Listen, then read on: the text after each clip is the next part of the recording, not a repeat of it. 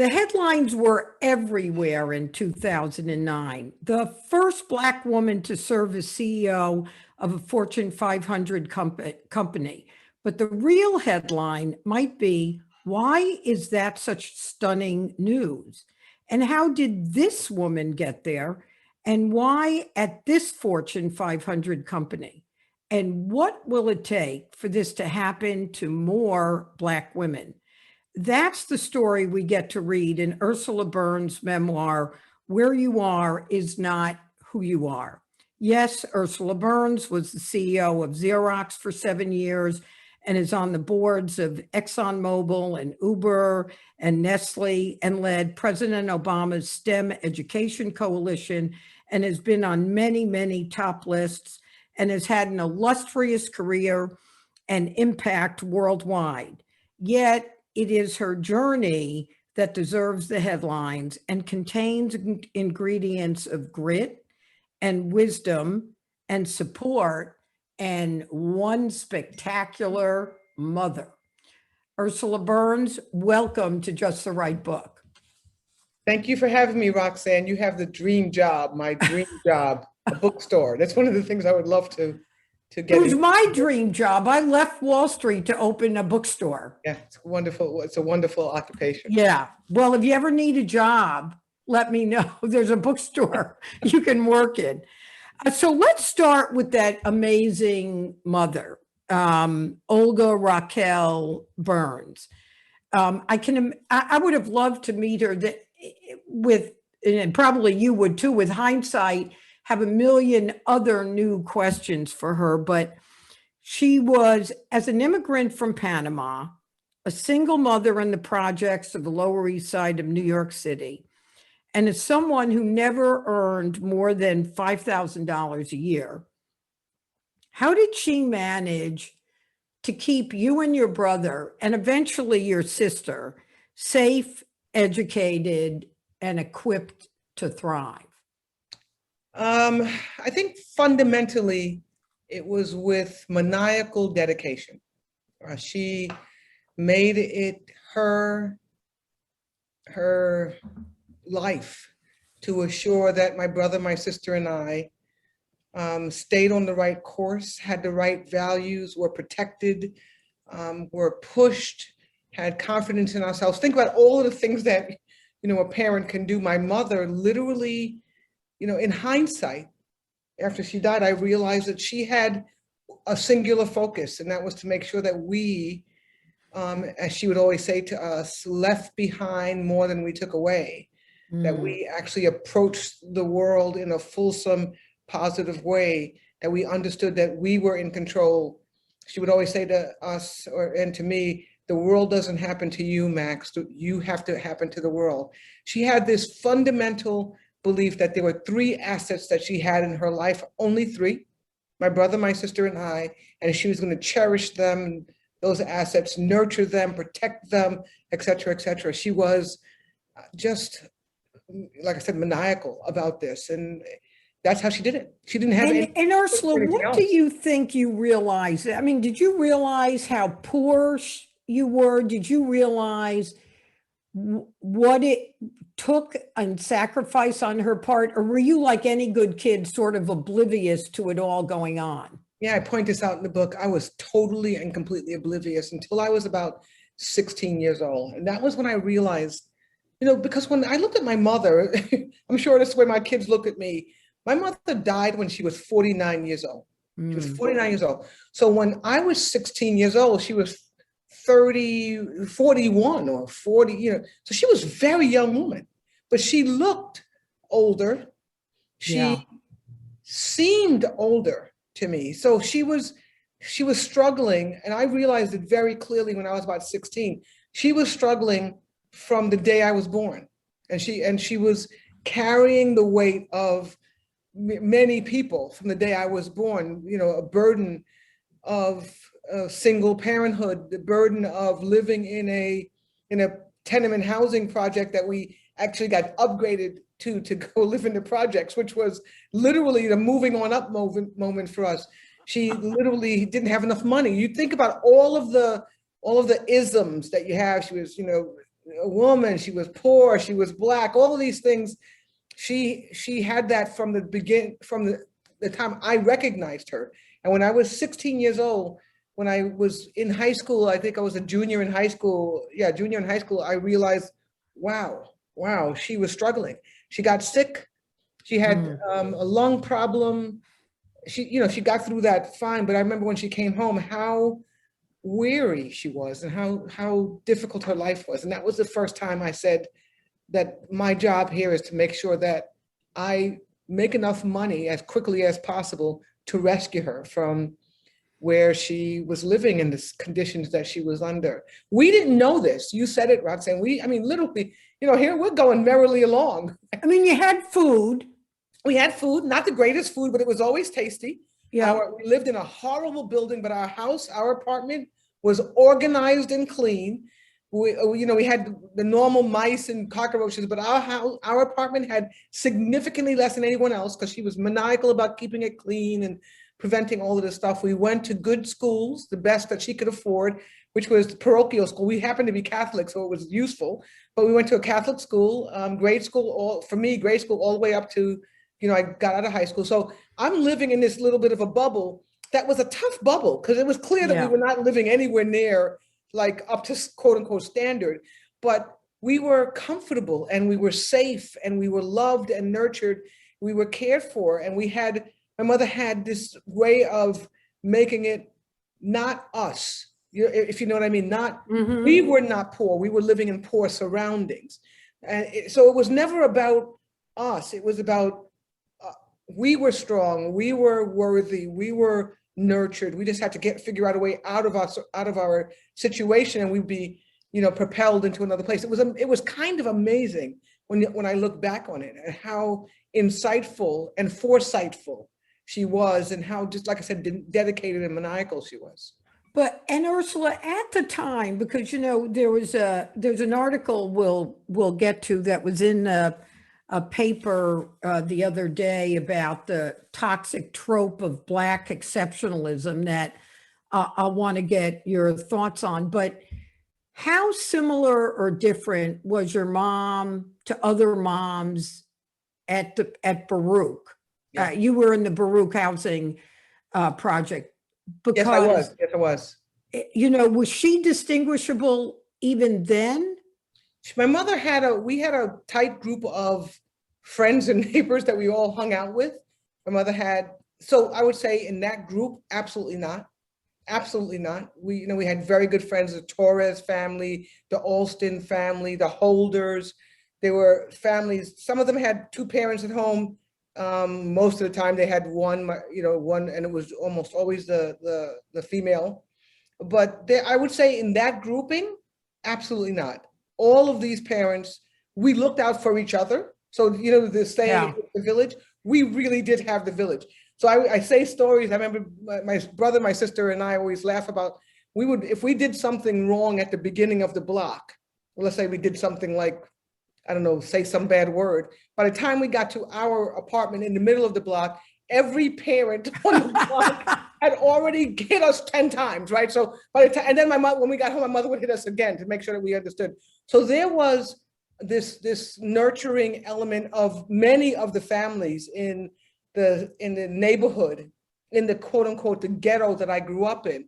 And that's one of the things that I talk about in the book, about the fact that, this exceptionalism. People would say to me, oh my God, you're so amazing. And I always said that kind of rung untrue to me, because I knew very clearly other families, literally other people, other mothers, or mothers and fathers who had children who they tried like heck to keep their kids in line. They sent them to the best schools that they could possibly afford, which generally weren't that great.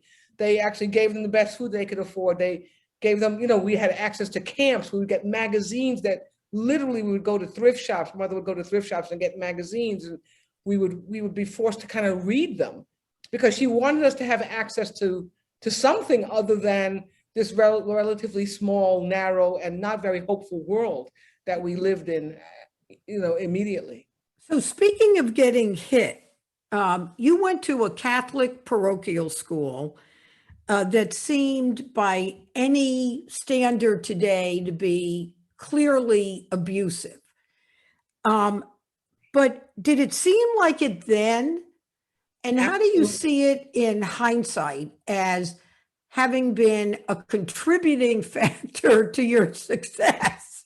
Yeah, I tell you, this is something that's also, it's not only the school that by today's standard would be considered just more than abusive. It would be considered highly abusive. I mean, today you couldn't do anything like what they did to us when I was going to school. But even the parenting process back then was significantly more physical, at least in our neighborhoods. I mean, My house too. Yeah, we literally, you opened your mouth the wrong way and you'd be bopped. I have no confusion about the fact that this was a positive contributor to my life. Wow. None whatsoever. I don't believe, by the way, that it was necessarily positive for my sister or my brother, but for me, it actually I was aware of where to fight, if you like, what battles to pick, and that was one. I also was very aware of the standards, particularly for my mother, that she expected. There was very little confusion. I also was aware when we were pushing her too far, when we were like overstepping our boundaries, because it would kind of build up, if you know what I mean. I actually don't believe that it's necessarily appropriate today. I think that there are more parents have learned different ways to deal with discipline. But and for example, both my kids, I have two children, and I've never hit either of them, but I don't at all feel poorly or like I was abused with my mother hitting me, my teachers hitting me. It's really strange. It's kind of a strange dichotomy, but I think we were at a time when there was just not enough space for messing around. So it was a very quick and efficient way to kind of communicate when you should stop, and when you have to line up and what was expected of you. It may not have been the most graceful way, but it was very effective. Well, and we'll talk about it again when we talk a little bit about public policy and education. But I first want to get to one of the things that was really striking about your education to me. So you went to Cathedral High School, and then you went to Brooklyn Polytech. But at Cathedral High School, you were part of the program that was called, I have it written down. The acronym began with an H. Yeah, the Higher Education Opportunity Program. Right. But it was not at Cathedral. It was a program that I got access to when I was a senior at Cathedral, when I was applying to colleges. And it still exists today. It's a New York State program. And it is for students who have quote unquote potential. So they didn't score as well as you would need to score to get into the schools that you were applying to, but you scored well enough for them to consider letting you into these schools. And the state of New York would give you a couple of things that were important. For me, it was vital. For my brother, it was also vital. One is that they gave you funding to go to school. I mean, without this, there was no way in the world that we could go to school. So they paid for your tuition and gave you a stipend to get to and from school and to have some little bit of spending money, which generally didn't go very far. But you had enough money to not starve to death, and you could get to school and your books were paid for. The second is that you had a program in the college, an office in the college that gave you additional support. So tutoring, access to tutoring and the like, because we didn't start at the same place that if somebody who went to Brooklyn Tech or Bronx Science or Stuyvesant did, because literally that's where the other kids in my class had come from. So there's a second, they gave you tutoring. And then the third thing that they gave you was summer program to ready you for this transition that you were making from, your high school to college, from having a very kind of controlled environment to being literally free in a school where you select your own classes, etc.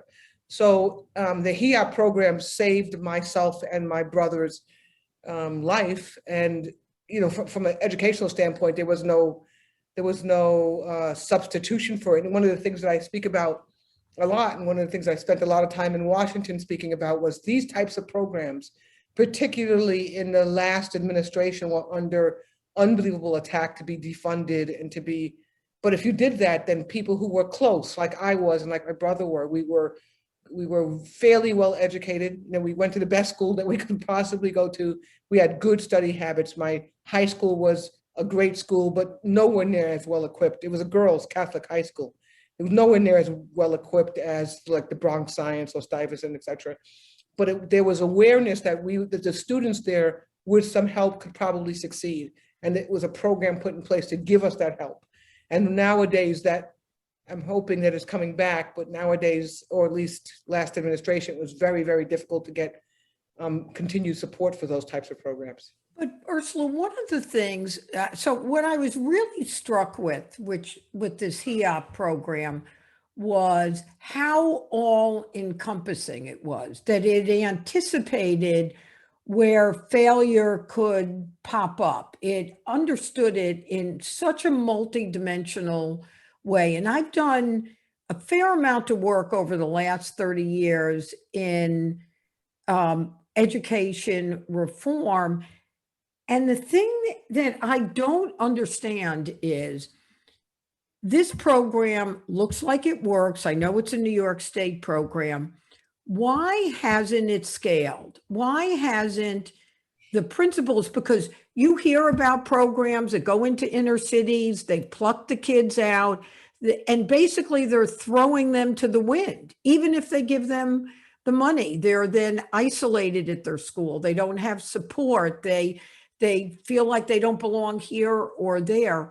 Why hasn't a program like this scaled? It's a great, great question. And, when I was working in education in the Obama administration, there were lots of questions about not HEOP per se, but programs like this, and how do we replicate them? There is one thing that's important to note about HEOP and about the program, is that you have to get to it first, if you know what I mean. You have right. Oh, I do. You have to make it through 16 years of education, throughout 12 years of education before you can access it. And what we're finding now, so you have to perform well enough, have enough aptitude and access in your high school to get you at least close enough to reach.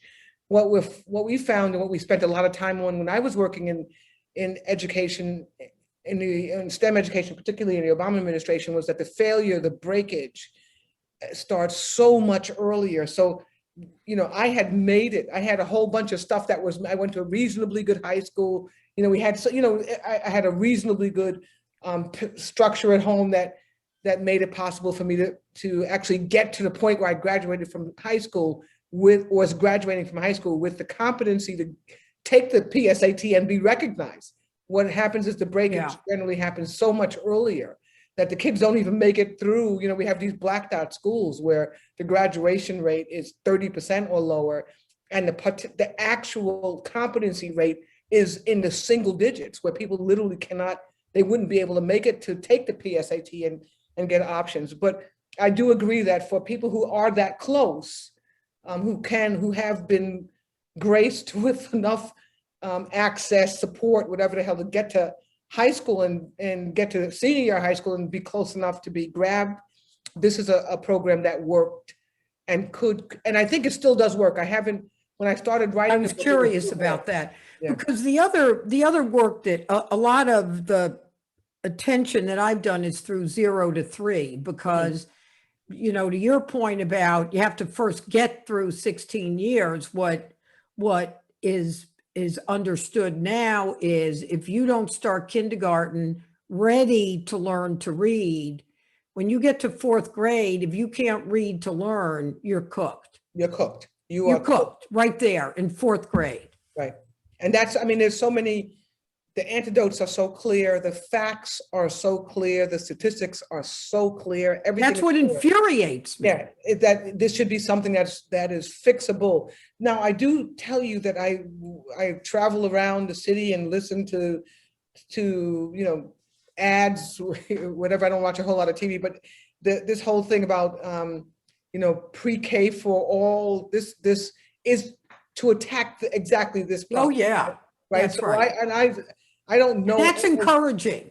Yeah, exactly. That's encouraging because I don't know all of the antidotes, you know, all of the details about what's happening in their program, but it is, you said it right. It is 100%, the alignment is so clear, right? So if you can get them into school by the time they're 3 years old and they can actually learn how to sit still enough, long enough to learn, to use their imagination, to work in a team, to et cetera, read, to organize their thoughts, reasonable things, I'm not talking about crazy, you know, rocket science here, then the chances of these kids being successful increase by, you know, 100%.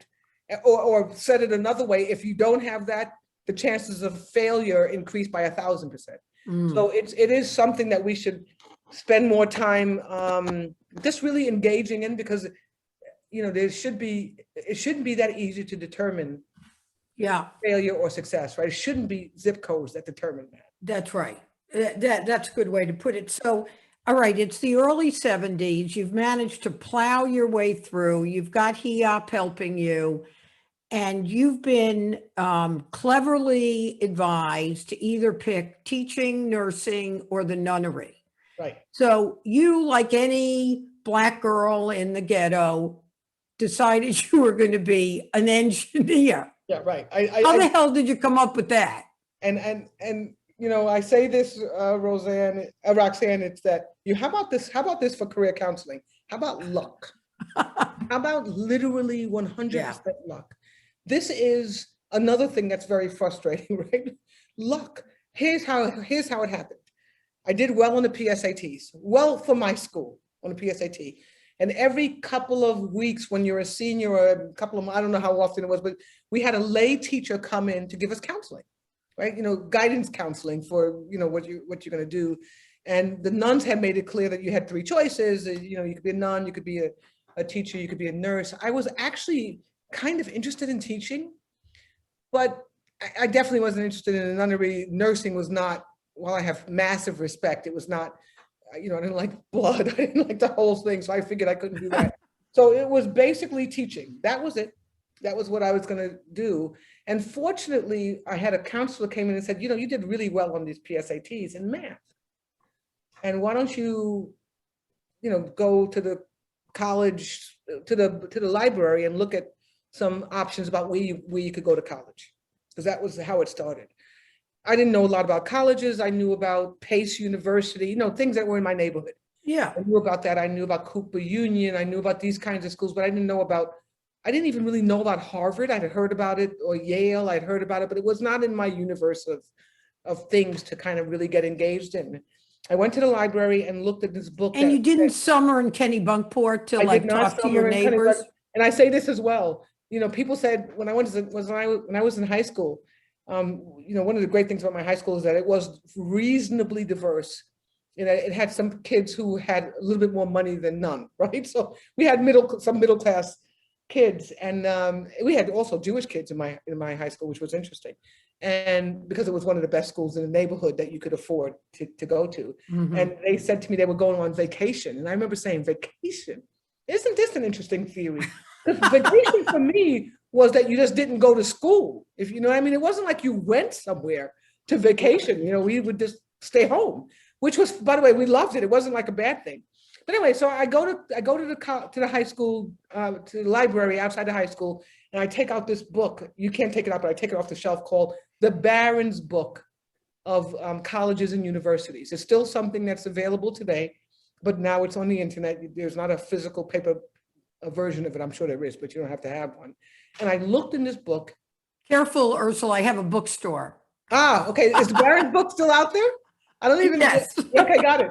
Remember, the Barron's book is a great book, and it tells you a couple of things. One is what careers pay the most after 4 years of college, which was an interesting thing. I didn't even know you could find this out.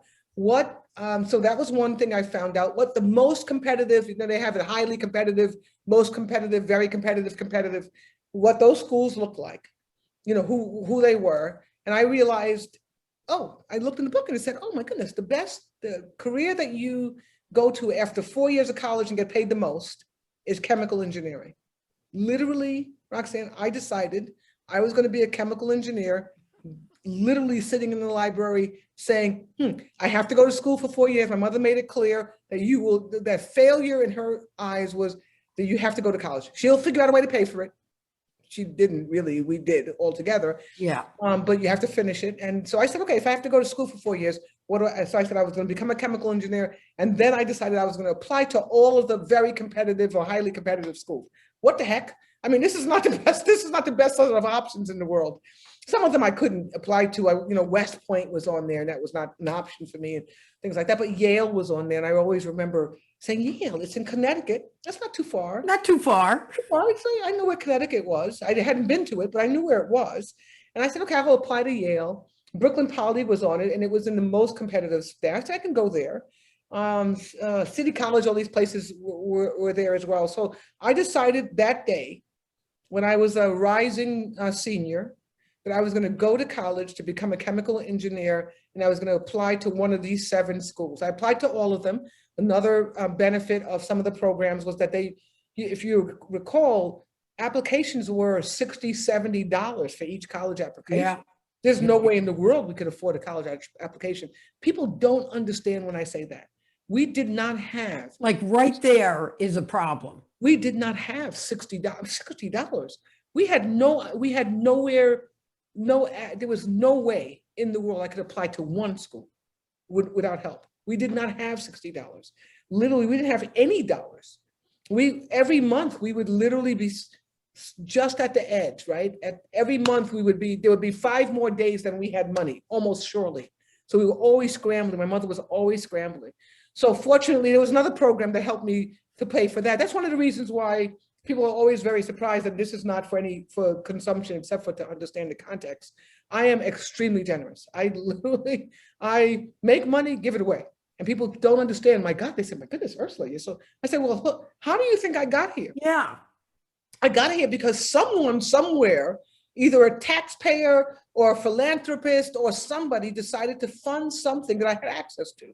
And it could be that far away. They don't know me, but they knew that there were people who could use the grace that they had imparted. So anyway, I did that. I went to college, I finished high school. Everything was fine. Applied to all of these schools. I got into a whole bunch of them. I mean, whole bunch of them you can imagine. And I wanted to go to a place because at this point, like I said, I was very aware my mother was struggling. That was close enough to home that I could actually live at home, or at least have kind of real quick access to it. So I went to Brooklyn Poly, and I basically lived at home through my undergraduate and my graduate degree. And I'm very happy that I did that, because my mother died 3.5 years after I finished grad school. Yeah, you were 25, right? right? 25, right. So right after I finished grad school, she died, and I was happy that I was able to Spend that time with her. Yeah, spend that time to be close enough to her for her to see that I was at least on the right path. On the way. Yeah, on the way. I was on the way. And she knew my sister was struggling at the time. And she did for many years after that, but she also made it clear to me that one of my responsibilities was that my sister could be nobody else's responsibility but mine and my brother's. But yours. Right. That's it. So Ursula, I want to fast forward a little bit. You very successfully get through Brooklyn Polytech. You, again, with the advice of a key person, decide to go to graduate school directly to get a master's. And after an internship at Xerox, you're hired at Xerox. So I was struck by a couple of things reading the book. One is you describe yourself as blunt, and you also describe yourself as introverted. Those don't seem like the ideal CEO traits that, at least stereotypically, we expect.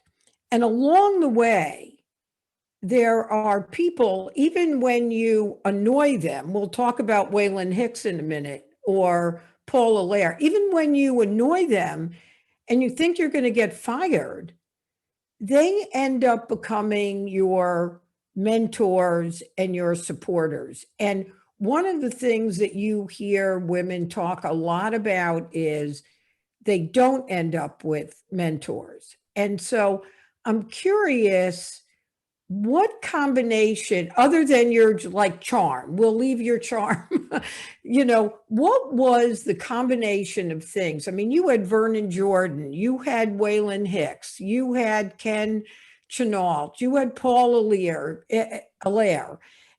All these people were like giving you advice, promoting you, and obviously you were working your ass off. You were obviously smart, but what combination of things made that happen? I think it was a couple of things. Someone asked me, what's this book about?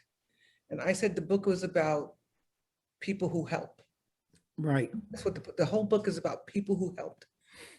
I think that the biggest attributes that came together was this curiosity. I literally was engaged. I was, and still am. I'm always, I'm not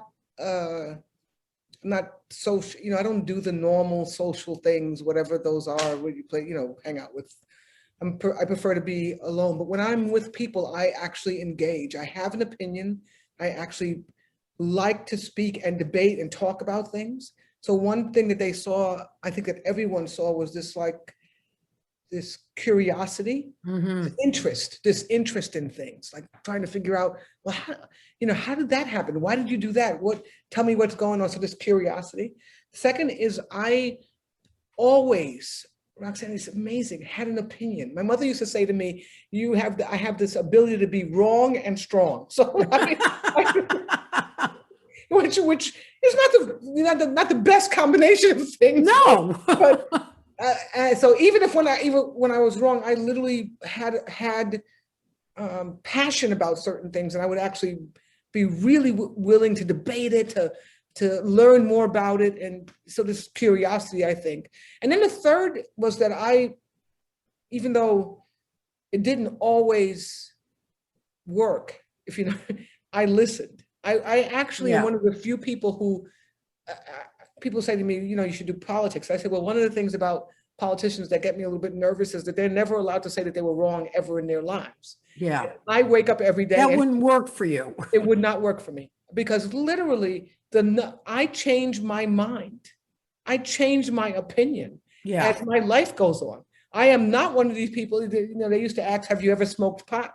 Did you ever smoke pot? Because I never did it, or I did it. And I said, I tried it. I didn't like it. It was something, but this idea that you actually have to know everything and become firm in it and not change your mind is something that's very difficult for me. So when I engage with someone, literally, at the end of a conversation, probably not that quickly, but at the end of a set of interactions, literally, I could go from with all of these facts, new pieces of information, new perspectives.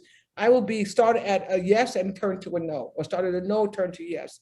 And that, I think, is engaging. That was an engaging part of me, this idea of kind of back and forth, back and forth, back and forth. Tell me what's going on. Why did you do it that way? Teach me something, learn, that kind of thing.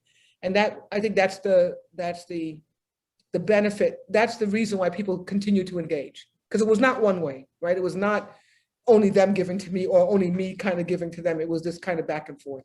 And how much of that was particular to Xerox? Because reading your book, I was, going back to the 70s, right? When Nixon was president and the CEO of Xerox was struck by the kind of racism that was part of the dialogue. So how much of your ability to ultimately become a CEO was particularly suited to the Xerox environment? I think that it's so much. I say in the book, and I've said it well before I wrote the book, that I was the luckiest person in the world. I picked an amazing career that suited me unbelievably well. And I picked a great college for me that who the heck knew. And I picked an amazing company that lit.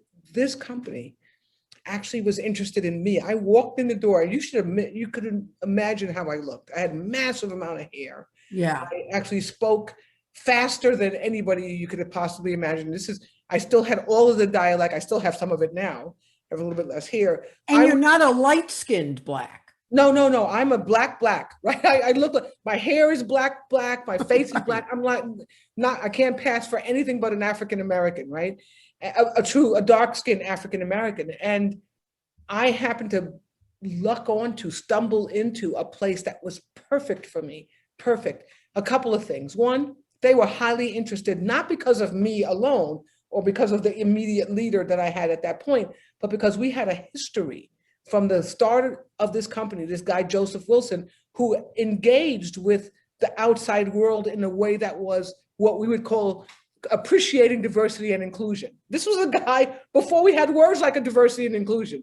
Right now it's hip to say diverse and inclusive. It was even before real affirmative action, right? That came about 10 years later before he did it. He just said, why, there's all these guys outside. At that point, they were rioting, right? Outside of his factory, little startup business. He said, well, my God, there are all these people who none of them are inside the business. Wouldn't it be interesting if we had some of them in that? So we had a history, we had a practice in our company that appreciated difference, that it was not a shock. It was not everywhere. Don't get me wrong. We didn't have like Black people running around everywhere. They were not, but there were enough where, and a thought that there could be some value added by having difference in the company. I entered there. And it was practiced. It became part of our company. Second thing is I entered the company during one of its tough times. Xerox was always kind of trying to figure out a way to get out of corners.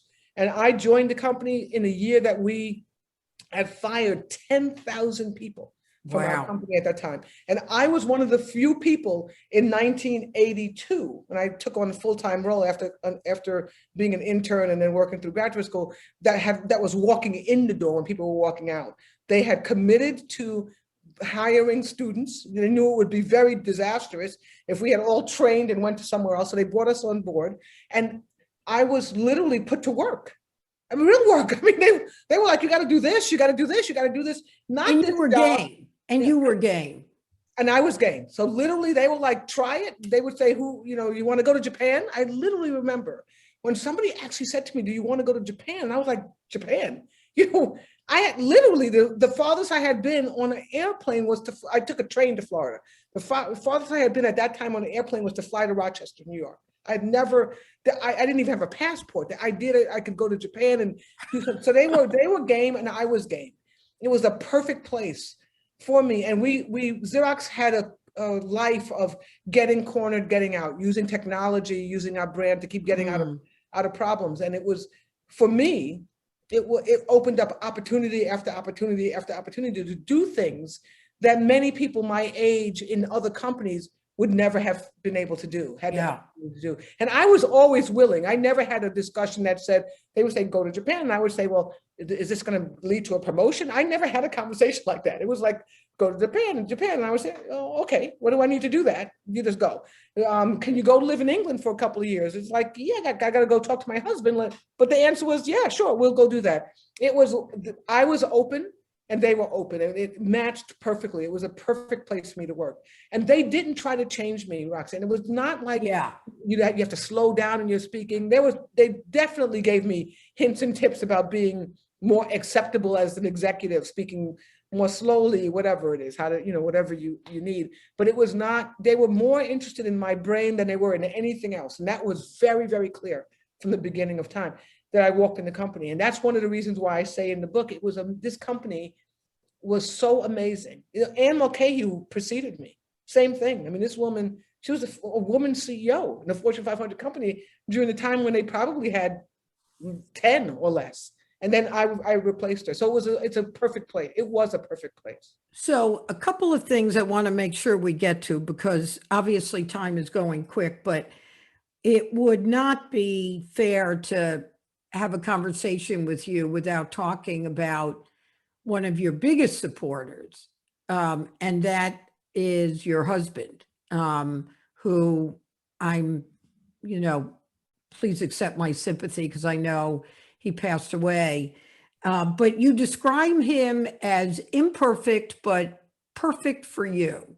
Yeah. So share with us who Lloyd was. Yeah, he was a complicated guy. And I have a saying for him in that he fit in absolutely no box. If you were a fly on the wall in our family, you would say, this is the craziest place in the world. I mean, my husband was dyslexic. He was highly disorganized. Sometimes he drank a little bit too much. He was unbelievably brilliant. He was an inventor. He had his own, he was a great cook. He and I, in many ways, were opposites. I mean, literally, I am organized visually. I'm organized in process. He was just the opposite. He was not easy to contain or control. And he was perfect for me because my whole life was about containing and controlling. And having someone who I could not do that with, who forced me to practice a different set of skills, who forced me to love him, to accept him because I loved him, not because I loved what he did, if you know what I mean, to become like a full person. Because I tell you, but until I met my husband, men, they were great for all of the physical Sort of reasons, incidental.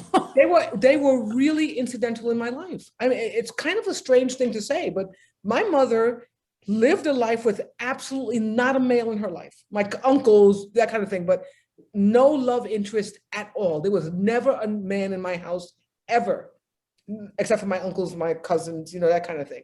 No other. So my mother had, the vision I had was of, do you really need these people? It was a strong, complete, amazing woman who kind of took control, and who I just admired and loved. And then, you go out in the world, you realize there are a lot of purposes for men that are good. It's not a bad thing. You have to kind of push away from them. And I had to have somebody like Lloyd, who was not easy. He was not an easy husband. He was not typical. He was not typical at all. Big. He was a little bit shorter than I was. Massive afro, beard. He came from Bermuda. He's disorganized beyond belief. I mean, just crazy kind of guy. He would take, he would sit in a restaurant and he would give us notes about equations that he was thinking about on the napkins, this kind of stuff. And this is how my kids learned a lot of stuff. This guy was perfect because I needed someone who I could take care of, but who I could engage with and take care of, but who didn't need for me to take care of them. If you know what I mean? Wow. Yeah. And so he was great. He was perfect for me. I loved him so much. And in 2019, he died. Yeah. Very unexpectedly. And I remember sitting there thinking just how much of a disaster this was going to be. How much of a disaster.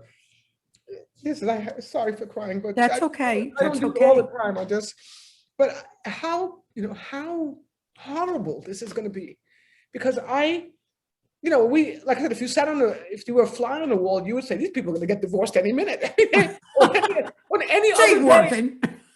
any other day, we argued like you wouldn't believe something. We were a normal kind of active, intelligent couple who were both busy and doing all kinds of things. And I remember when he died, I said to myself, holy crap, the exact thing that I needed all this time, who was there, is now gone. So what do you do? How do you keep that portion of the motivation going? Work and money was all set. My kids were were and still are pretty good. I was well known. There was all the stuff that you say, yeah, check, check, check, check, check, check, check, check, check. Yeah. No disasters, Got it. whatever, housing. And there was I had this feeling that it was all useless without Lloyd. Lloyd. Yeah. Yeah. And fortunately, I was able quickly, because of my kids, I got into some really great habits with my kids where every day, because I realized this, sorry, I talked to my husband every single day for almost 40 years, Yeah. every day. Now, I'm sure that there were probably 10 days in these 40 years that we didn't talk. But because I traveled a lot and because I was maniacal about talking to my kids every day, I would call the house at 7 o'clock in the morning their time, which is when they were waking up to go to school, if I was traveling, for example. And my husband would always answer the phone and I would say, hey to him, hey, well, what's going on? So we got into this pattern of always talking. We talked all the time. And most of the time it was totally transactional. Yeah. It was like, The kids get fed. Did you pay the electric you bill? pay the electric bill, did they put on their gloves? Can you find a whatever, right? But I remember when he died, I happened to be in Amsterdam, I was in our apartment in Amsterdam. I was living in Amsterdam for a while, and I had called that day. I called, and it was now nighttime in Amsterdam, so 6 hours earlier in the United States, and I still hadn't talked to him. And I called again, and I got home, and I called again, and nothing. And then I had a conference call. I did that conference call, and in the conference call, my stepson, my husband's oldest child, oldest son, my husband was married before me. He's 20 years older. He had a family before we did. Had called, and I'm looking at the phone, the call thing, and it's him. And then I just let it go because I was on this call. And then he called again, and I realized there's something up because Lloyd Jr. doesn't call me twice in a day. And I called him, and he told me that my husband had passed away. And I just said, wow, this is the end. I knew it wasn't the end of the world, but this is the end of life as I knew it.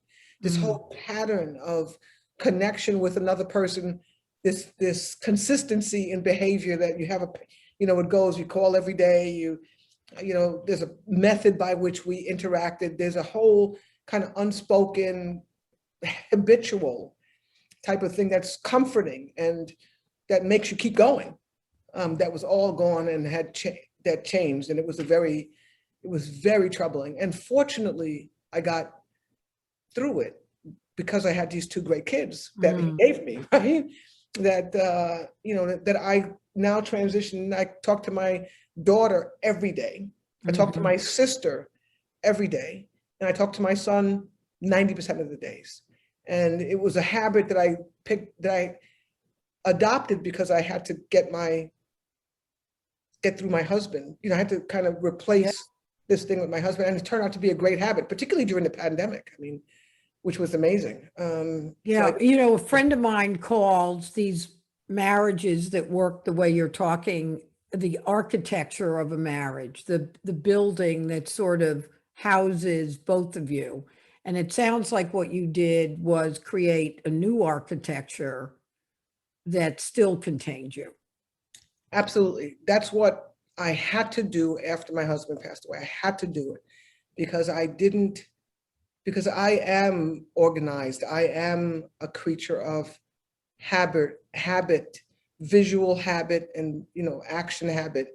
And this gap was too much to just let it go. Well, I'll just don't do anything. I had to replace it with something. I know that sounds all about me, and it is a lot. It was about me. It's also been a good habit for my sister and my daughter and my son to have as well, that this, particularly when the pandemic came, because we were in different places and we had to we had already built this, well, every day, how you doing? How's the dog? And Ursula, it's also good modeling because your kids are going to have to deal with something like this. So I do think that, yes, of course, it was of the moment for you, but it's really for all of you. Exactly. Right? That because they see what that looks like. And just like you wanted to take care of your mother, not that your kids need to take care of you financially. They're not, they're Yeah. not going to pick chemical engineering so they can support you. But kids want to make sure their parents are good. So Yep. it must have been satisfying to them. It's one of it's one of the, because, almost because of what you just said, because they're, they don't have to worry about my financial well-being. I worry more about, they don't have to worry about where I'm going to live. They don't have to, that stuff. Yeah. So they have to find something to worry about. What they, not have to find something in a negative way. I mean, the connection. Maybe you have some Jewish blood. Yeah, by the way, it's the Jewish mother thing or the Catholic mother thing, right? There's built-in, all these kind of connections. My kids, fortunately, if there's one thing that has come out of this whole big transition that we went through with my husband, with their father, it was this idea that we needed each other, right? We showed grief in very different ways, but we needed each other to not only to make it through. We had to need each other. We wanted to need each other so that we could need each other. There was a purpose that we had, which is not just to launch them into the world, but to stay really close to them and to love them, and them to love me, and to them to take care of me. So now it's an amazing thing. You know it, right? Because you when your kids actually call you to check on you. Yeah. It's not a passive call. It's a real call. Like, how are you doing? It's a boy, oh boy, that's an amazing accomplishment. That I remember when my daughter, who calls and says, I haven't talked to you, it's 8 o'clock, I haven't talked to you today, I just want to make sure everything is okay. How are things going? And it's not like, I should, we talk every day. It's literally, I haven't spoken to you. What's going on? Is everything okay? It's this kind of heartfelt thing. My son as well. My sister as well. My brother, I'm close to my brother, but we don't talk every day, which is interesting. Yeah. So Ursula, we ran out of time before we talked about that little thing of you being a CEO of a Fortune 500 company. We didn't get to talk about public policy around policing, which I had hoped to get to. We didn't talk about your relationship with mentors, but I do want to cover, if we'll go over just a few minutes, I want to cover two things, even though we're not going to get to that. We can have another conversation some other day. I really would love to do it. About that little thing of you being a CEO, whatever. But the thing that I was struck by is, there's kind of a trope about women becoming CEOs when companies are in trouble. And Anne Mulcahy was brought in after Paul's two successors failed. Xerox was in trouble. You became the CEO when there was another pivot point. You had to be, strong and right, not strong and wrong, because there was a lot at stake that was going on. Do you think that as females, and I'm talking specifically about you and Anne, but in general, bring a kind of leadership skills that really make them very suited to turning around bad situations, because it's not mano to mano. It's not, the egos don't seem to be that involved. Do you agree with that, or do you disagree? I would say I agree more than I disagree. Okay. I agree significantly more than I disagree. I think that there are pressures in a company that after, how do I say this? It becomes more acceptable when, you've tried everything else. Let's just try the woman, because whatever, get her over here. Let's get her over here to fix it. I think there's some of that for sure. I do also believe that there are some of the lead ups to problems that show up in certain ways, that the response to that, you can see clearly that, and I'll give the example of Anne. She's probably the best example. We needed Anne for sure when she came in. We had a leader before her that was definitely not ideal, who did not build a sense that we could come together and fight a problem. It was significantly different than that. And Anne's EQ, her ability to naturally engage with lots of different people and to kind of bring them along was perfect. The she of Anne was perfect for what we needed at the time. Her approach. We may have been able to find a man somewhere in the company who could have done it, but there was no doubt. And she didn't look like a likely candidate. She wasn't, if you recall. I mean, if you recall the story, she was in the company for a long time. We had a leader who had replaced Paul Allaire. We had one guy who unfortunately passed away very unexpectedly, very shortly after he came. Then we had another gentleman who had all of the bona fides that you could imagine. If you look at his resume, he was perfect. You didn't particularly like him though, right? I don't think he was right for the company. I never got to know him well because that was part of the nature of him. He was not really that kind of a noble guy. And it just did not work at all. It did not work. And she came in with exactly the right personality and skill set. But the interesting thing is, Roxanne, she was in the company for years, 20 years before that. She was working for this guy. I mean, she was there. They could have picked her right before. Yeah, they could have picked her when Paul retired. When Paul retired, exactly. They could have done that. She was there, but they thought they needed something else. They went out and found out that something else was not what they needed. Actually, it was not at all what they needed. And they ended up reverting to Anne, the accidental CEO, right?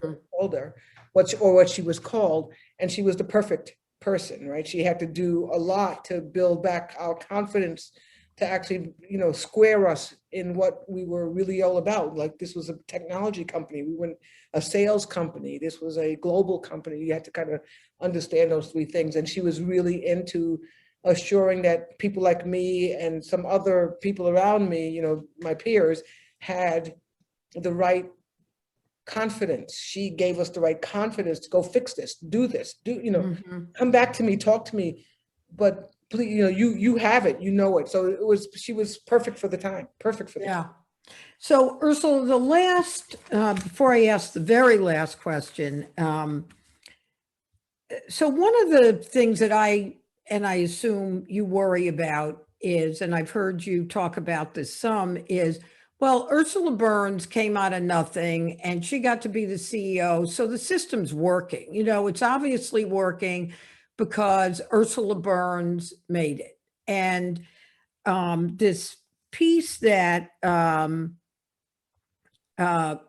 was in the New York Times a couple of weeks ago, or July 1st, actually, it was called The Toxic Trope of Black Exceptionalism. And it was a piece by a man by the name of Samuel Getachew, if I'm pronouncing his name right, an Oakland Technical High School kid. And he closes the piece with, which I'd like your opinion on, the academic and societal circumstances that made Mr. Ahmed's, who was a graduate and a valedictorian, success so noteworthy years before Mr. Mohammed or I arrived on campus, remained long after the reporters left and the dust settled.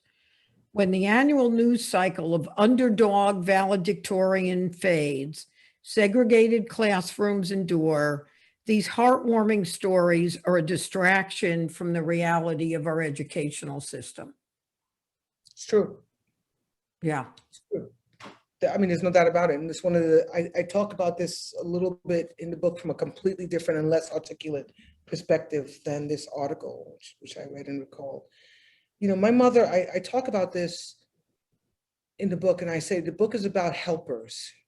But you said it in the beginning. Think about this. I had this mother that was literally leap tall buildings in a single bound mother. I mean, really, nobody would consider this normal parenting, right? I had support that was support and luck that was throughout my career at an exceptional level. I worked harder than most by a lot. I mean, I was just built for this kind of like, put your head down, study. I really relished all of this stuff. And I made it, quote unquote, with all of the help, etc. And people say, well, see? Well, Done. that's right. Everybody else who failed is because they didn't do all of that stuff. It's on them. You know, the last administration said, I mean, I did it. You know, I survived COVID. I remember this, literally, I survived COVID. It's not that bad. I think if we believe that